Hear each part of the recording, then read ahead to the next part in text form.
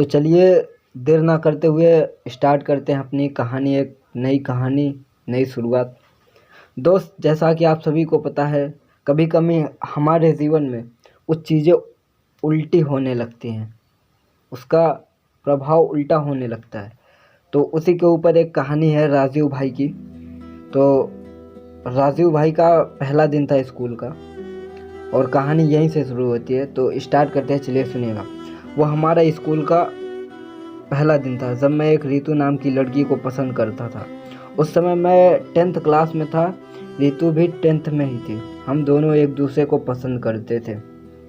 उस समय मैंने अपने दिल की बात उसे बताई और उसने मेरे प्यार को एक्सेप्ट कर लिया। हम दोनों एक ही बस स्कूल में जाया करते थे।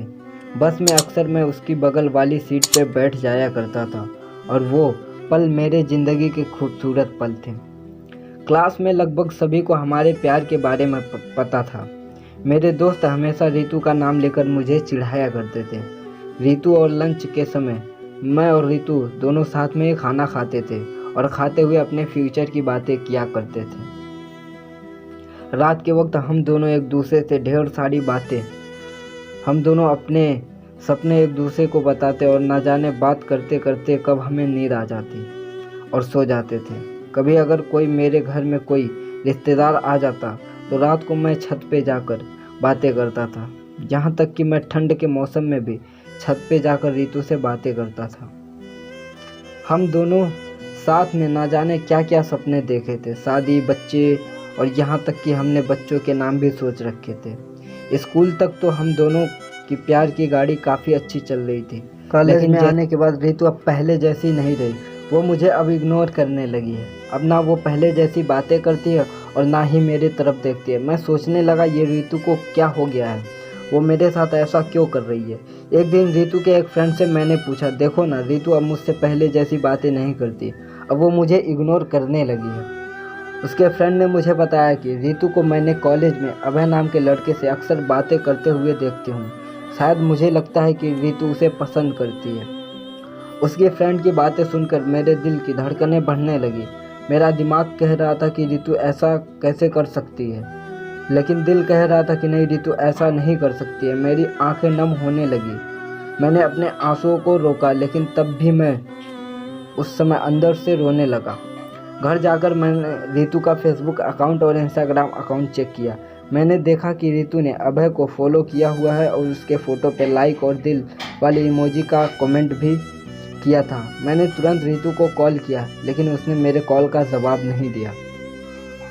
अगले दिन जब मैं कॉलेज गया तो रितु से मैंने पूछा, क्या तुम अभय को पसंद करती हो? रितु, ये तुम क्या बोल रहे हो?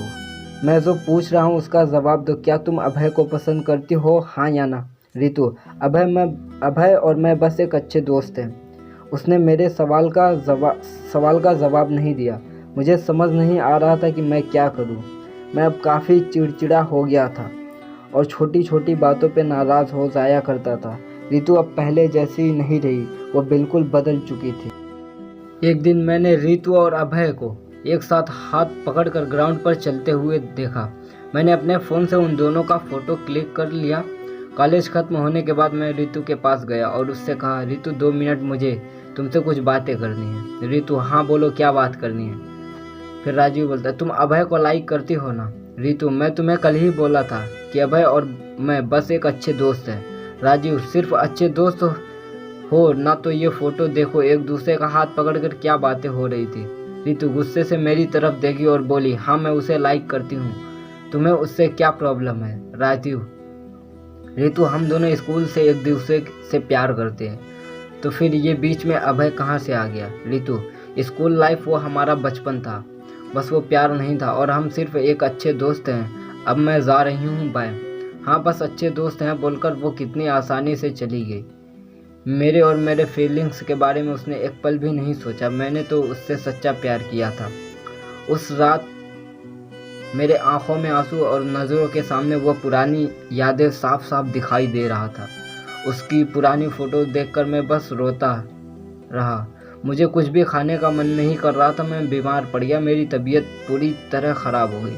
मैं कई दिनों तक कॉलेज नहीं गया। रात को जब भी उसे ऑनलाइन देखता तो मुझे बहुत तकलीफ़ होती थी। जब मैं उसे मैसेज करता तो वो मेरे मैसेज का जवाब नहीं देती थी। मैं बस ये सोचता था कि वो मुझसे बातें करे, लेकिन वो मुझे अब भूल गई थी। रितु मेरा पहला प्यार था। वो कहते हैं ना कि पहले प्यार को आप भूल नहीं पाते हो।